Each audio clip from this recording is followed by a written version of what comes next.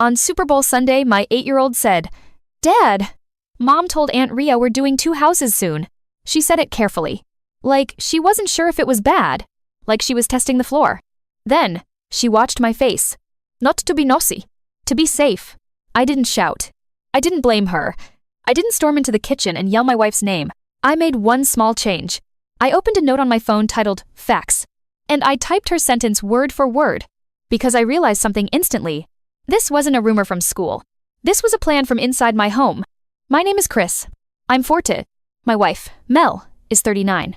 We've been married 10 years. We live outside Denver, in a quiet neighborhood where people shovel their driveways before sunrise and pretend they enjoy it. We have 2 kids. Sophie is 8, and Ben is 5. And Aunt Rhea is Mel's older sister. Rhea is the person my wife calls when she's upset, and the person who always tells her, "You deserve better." It's not that Rhea is evil. It's that Rhea doesn't have to live in our marriage after she gives advice. If you were me, what would you do right there? Because a part of me wanted to say, "What do you mean 2 houses?" But Sophie was standing in front of me with a bowl of cereal, still in pajamas. So I kept my voice gentle. "Hey," I said, "thank you for telling me. You're not in trouble." Sophie nodded, relieved. Then she said the part that made my stomach drop again. "Mom said I shouldn't tell you because you'll get mad," she whispered. I swallowed hard. Because that wasn't just divorce planning. That was coaching our kid to manage my emotions. I knelt down. "I'm not mad at you," I said. "Okay. Go watch your show." Sophie ran off. And I sat there for a second, staring at my own hands. Here's what I should have noticed earlier. When your partner starts treating you like an emotional hazard, it means trust has already changed shape. That day, our house looked normal. Chips and salsa on the counter. Football pregame noise. My wife moving around with the kind of energy she uses when she's avoiding something. Mel smiled at me. "Do you want wings or nachos?" she asked. I looked at her and thought, how long have you been living in a secret timeline? I didn't confront her immediately. I know that sounds strange. But I've learned something about big moments. If you confront without clarity, the fight becomes about your reaction. And I didn't want my kids to remember Super Bowl Sunday as the day Dad exploded. So I made another small change. I watched where her phone went. I watched who she texted. I watched what she avoided. At 2:18 p.m., Mel stepped into the laundry room with her phone. The laundry room is where she takes private calls. I didn't follow her. I didn't press my ear to the door. I just noticed she came out with her eyes glossy. Then Rhea showed up at 3:05 p.m., unannounced, holding a store-bought veggie tray like she belonged. Rhea hugged Mel a little too long, then hugged the kids. She looked at me and smiled in that tight way that doesn't reach the eyes. "Hey, Chris," she said. I said, "Hey." Then Rhea said, casual, "Mel told me you've been stressed lately." Stressed. That word landed like a setup. I looked at Mel. Mel didn't correct her. She just walked to the kitchen and started arranging napkins like she was busy. So I smiled politely and said, "Life is busy. We're managing." Rhea nodded, like she was taking notes. Then she leaned toward Mel and said, loud enough for me to hear, "You don't have to keep living like this." Like this. Meaning me. My chest tightened, but I kept my face calm. Because arguing in front of kids turns you into the villain in real time. Instead, I did something boring. I went to my office and checked our shared calendar. We've used the same family calendar for years. Not because we're cute. Because 2 kids and 2 working adults will fall apart without it. And there it was. A calendar entry on Tuesday at 11 a.m. Consult. No details. No location. Just consult. That was new. So I clicked it. It had been created by Mel's account. And in the notes field, there was one line. Bring financial documents. My stomach dropped. I didn't screenshot it yet. I just wrote it into facts. Sunday, calendar entry. Consult, Tuesday 11 a.m. Note, bring financial documents. Then I did the next calm step. I checked our bank alerts. We have alerts on all withdrawals because I travel for work sometimes and it's easier. At 4:41 p.m., a notification popped up. Bank alert. New account linked. External transfer enabled. Linked to Mel's name. Not our joint. I felt cold. Because now we weren't in maybe. We were in prep. Back in the living room, Mel laughed at a commercial like everything was normal. And that normalness hurt. Because it meant she was capable of smiling through deception. At 6:02 p.m., Rhea left. She hugged Mel again, longer than necessary, and whispered something I couldn't hear. Then she looked at me and said, "Take care of yourself." It sounded kind. It wasn't. It sounded like goodbye. That night, after the kids went to bed, Mel sat on the couch with her laptop open, angled away. I sat beside her, not too close. I kept my voice quiet. "Mel," I said, "Sophie said something today that worried me." Mel's hands froze for a second. What? She said. She said you told Ria we're doing 2 houses. Mel's face tightened. Then she did exactly what I expected. She tried to make it about the method. Why is Sophie repeating adult conversations? She snapped. I kept my voice steady. Because she's a kid, I said, and she was told not to tell me. Mel looked down. Silence stretched. Then she whispered. I didn't want to scare them. I nodded. And you didn't want to tell me, I said. Mel's voice cracked. I'm tired, she said. I asked. Tired of what? Mel looked up at me with red eyes and said, tired of being alone inside a marriage. That sentence hit hard. Because it wasn't a denial. It was a claim. And I realized the next part of this story wasn't about catching her. It was about whether I had been ignoring her long enough that she felt she had to escape quietly. And I didn't know which truth was worse. Tired of being alone inside a marriage. Mel said it like she'd been carrying the sentence in her mouth for years. I didn't defend myself immediately. Because the defensive part of me was loud. But the parenting part of me was louder. I asked the question that mattered. Are you planning to divorce me? I said. Mel blinkte fest. Then she nodded once. Yes, she whispered. I've been preparing. Preparing. Not thinking. Not scared. Preparing. I opened facts and typed the word. Because when you're in shock, your brain tries to rewrite. I didn't want rewrite. I wanted reality. I asked, how long? Mel swallowed. Since last spring, she said. Last spring. That meant she'd been planning while we hosted birthdays, while we took a camping trip, while we took family photos. My chest tightened. I kept my voice calm. Why didn't you tell me? I asked. Mel let out a small laugh that wasn't joy. Because every time I try, you minimize, she said. Or you go quiet. Or you promise to change and then work swallows you. Work. That word stung because it was partly true. I travel. I take calls late. I tell myself I'm providing. But what I hadn't admitted is that providing became my excuse to avoid hard conversations. Still, planning divorce in secret was its own line. So I said it, gently but clearly. Mel, you don't get to recruit our kids into secrets, I said, and you don't get to move money without telling me. Mel flinched. I didn't take money, she said quickly. I just linked an account. Linked. Like that was nothing. I nodded slowly. Okay, I said, then we're going to talk about it with structure. Mel's eyes narrowed. Structure, she repeated. Yes, I said, because right now we're living in fear and assumptions. I'm not doing that. Mel stood up, pacing. I'm not trying to hurt you, she said. I'm trying to protect myself. I asked, from what? Mel stopped pacing and stared at me like I should already know. From being stuck, she said. From raising kids and managing everything while you're physically here but not emotionally here. That hurt. Because I could picture the moments. Me half listening. Me saying, in a second. Me forgetting the school form. Me assuming she'd handle it. Here's what I should have noticed earlier. If your partner stops asking for help, it's not because they're suddenly fine. It's because they've stopped believing you'll show up. I took a breath. Are you going to the consultation Tuesday? I asked. Mel hesitated, then nodded. Yes, she said. I nodded once. Okay, I said, I'm not stopping you. Mel looked surprised. I continued.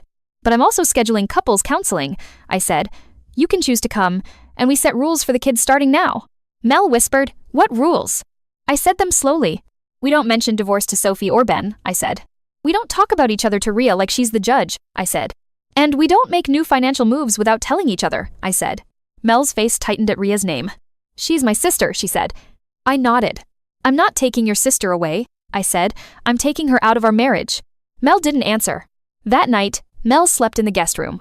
I lay awake and did something I never do. I checked our email search history. Not to snoop. To confirm. Because a man can handle pain. What I couldn't handle was being gaslit into thinking I imagined it. I searched one word. Attorney. And there it was. Email subject, welcome, client intake form. From a family law office. Sent 2 weeks earlier. I opened it and saw a questionnaire about assets, custody schedules, and anticipated move-out date. Move-out date. My stomach dropped again. I didn't forward it. I didn't print it. I took a photo with my phone and saved it to a folder called Receipts. Then I wrote the subject line into facts. Because I wanted to confront with accuracy, not emotion. The next morning I got another alert. Bankalert, Zelle Transfer, $500. From our joint account to a name I didn't recognize. I clicked. Recipient name, Ria S. My chest tightened. Not because of the amount. Because it meant Ria wasn't just emotional support. She was operational support. I added it to facts. Then I did the calmest thing that would still protect me. I texted Mel. Me, 7:18 a.m., we need to talk about the $500 to Ria. Mel replied 2 minutes later. Mel, it's for a retainer. don't freak out. Retainer.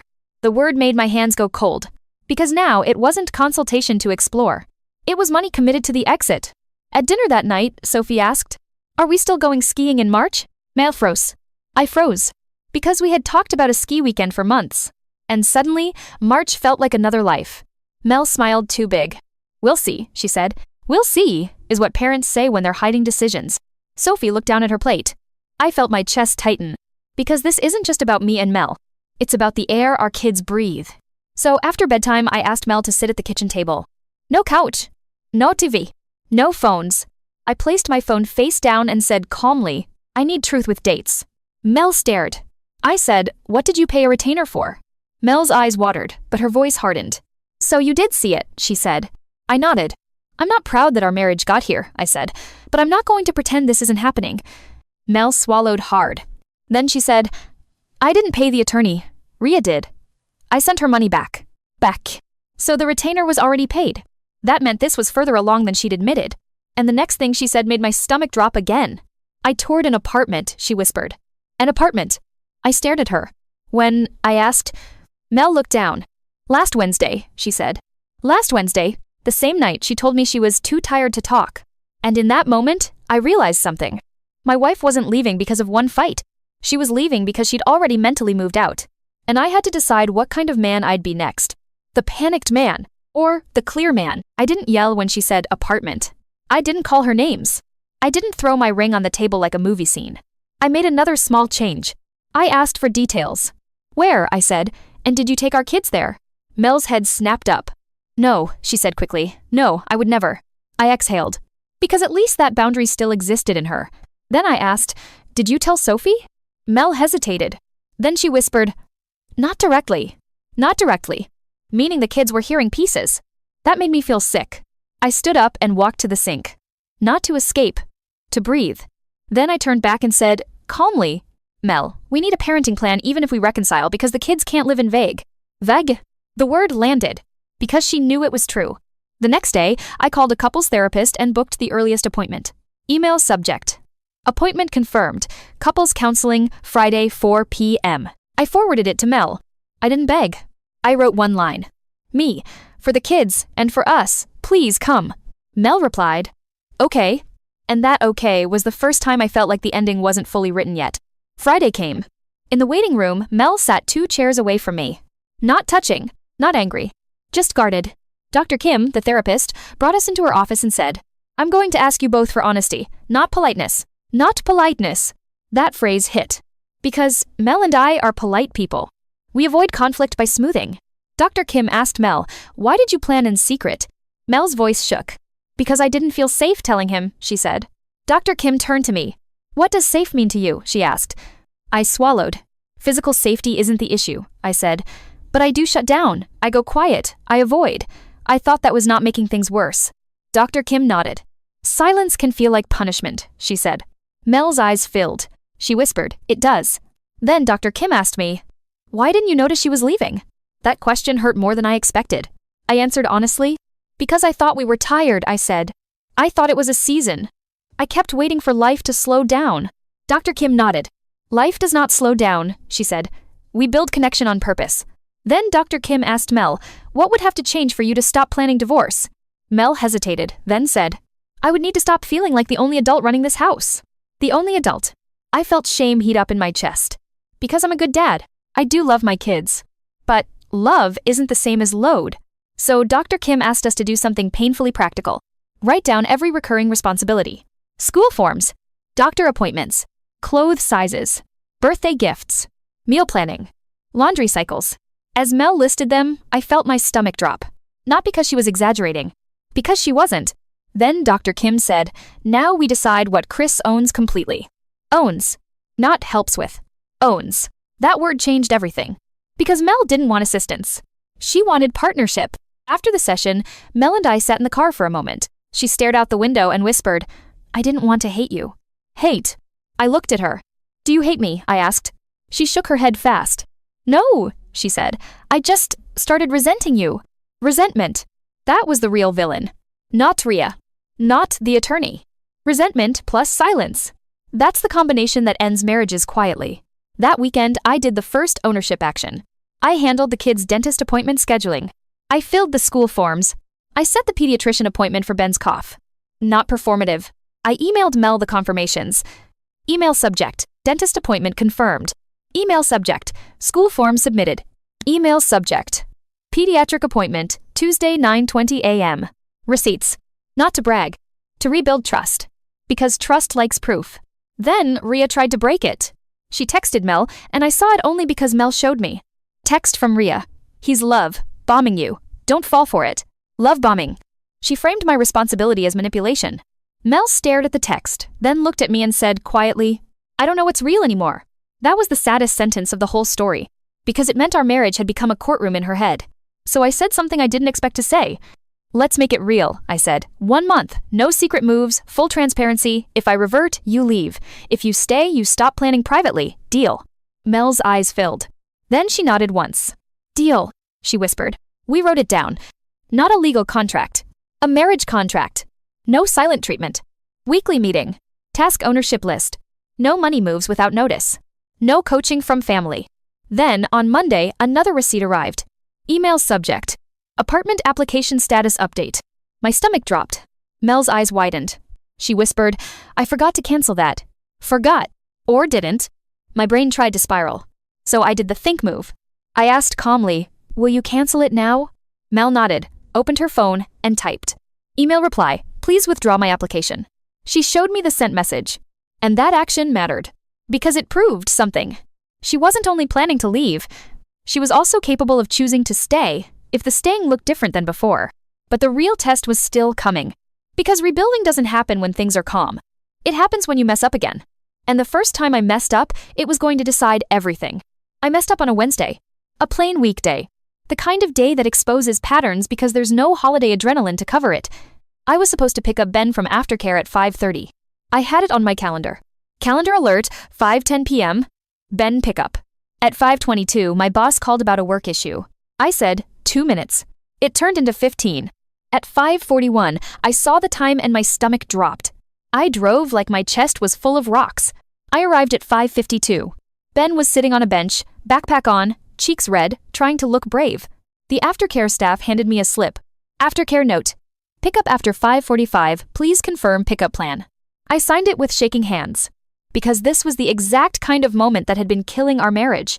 Not late pickup. The assumption that Mel would always catch me. I got Ben in the car, buckled, and I did the new thing. I called Mel immediately. I didn't hide it. I didn't minimize it. I said, I messed up. I'm sorry. I'm bringing him home now. There was a pause. Then Mel said, calm, thank you for telling me. No punishment. No icy silence. Just reality. At home, I placed the aftercare note on the counter like a confession. Mel looked at it, then looked at me. Her voice stayed calm, but it was firm. That can't happen again, she said. I nodded. I know, I said. Then I did something that felt humiliating, but honest. I opened Facts and typed it myself. Because accountability isn't being caught. It's self-reporting. Mel saw me type and whispered, that helps. That line hit hard. Because it meant the new marriage wasn't built on perfection. It was built on repair. Then, that weekend, we had the public test. Mel's parents hosted a family dinner. Rhea was there. Rhea walked in smiling like she was the prosecutor in a pretty dress. She hugged Mel, then hugged the kids, then looked at me like I was temporary. During dinner, Rhea said, loud enough for the table, so, are we still doing 2 houses? Mel froze. My stomach tightened. The kids were at the table. This was exactly what we agreed not to do. Mel's mom laughed nervously and said, Rhea?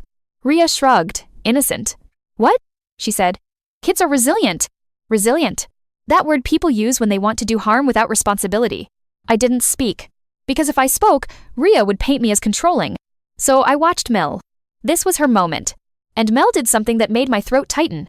She put her fork down and said, calm. We are not discussing our marriage in front of the kids. Rhea smirkad. Oh, she said, so you're staying. Mel's voice didn't change. We are in counseling, she said. And you're not coaching me anymore. The room went quiet. Rhea's smile cracked. Mel continued, calm and clear. If you can't respect that, you won't have access to my life the way you used to. Access. That word is poison to people who benefit from no boundaries. Rhea scoffed. This is him, she said. He's isolating you. Mel looked at her sister and said, no, this is me choosing my kid's peace. Peace. That was the mic drop. Rhea stood up, grabbed her purse, and said, "Fine, good luck." She left. Mel's mom looked stunned. Mel's dad looked embarrassed. And I just sat there, breathing, because I'd never seen Mel choose our marriage publicly before. In the car on the way home, Mel whispered, "That was scary." I nodded. "I know," I said. Then I said the thing I hadn't said yet. "Thank you," I said. Mel exhaled. Then she said, "I didn't want to be the villain." Villain. That's the trap women get put in. If you stay, you're weak. If you leave, you're cruel. If you set boundaries, you're controlled. So I reminded her, gently. "You're not the villain," I said. "You're the adult." That night, Mel went into the guest room and brought out the divorce folder. She placed it on the table between us. She said, "I want to show you everything." Everything. That was terrifying. But it was also trust. Inside were notes, lists, and one printed message that made my stomach flip. A draft email. Email draft subject. Separation plan proposal. It included a date. March 1. She had been planning a timeline. I swallowed hard. Mel's voice shook. "I hated that I wrote it," she whispered, "but I felt trapped." Trapped. I nodded slowly. Then I asked, "Do you still want that?" Mel looked at me for a long time. Then she said quietly, "No, not if this keeps changing." Keeps changing. I nodded. Then we keep changing, I said, and we measure it, not with feelings, with actions. Mel nodded, tears falling quietly. Then she did the final action that made the ending real. She opened her laptop, logged into the law firm portal, and canceled the follow-up. Email subject. Appointment canceled per client request. She didn't celebrate. She just stared at the screen like she was letting go of a parachute. And I understood why. That folder had been her safety. Now she was choosing to risk hope again. And hope is fragile. So I made one more change. I wrote a weekly check-in on our calendar, repeating, "Calendar event, marriage check-in, Sunday 7:30 p.m. Mel looked at it and smiled, small. "Okay," she said. "Okay. Not a fairy tale ending. A real one." But we still had to explain the new reality to our kids without scaring them. And that part mattered more than any attorney email. We didn't sit the kids down and say the word divorce. We didn't need to. What the kids needed wasn't information. They needed stability. So we did it kid-safe. On a Sunday afternoon, we sat Sophie and Ben at the kitchen table with hot chocolate.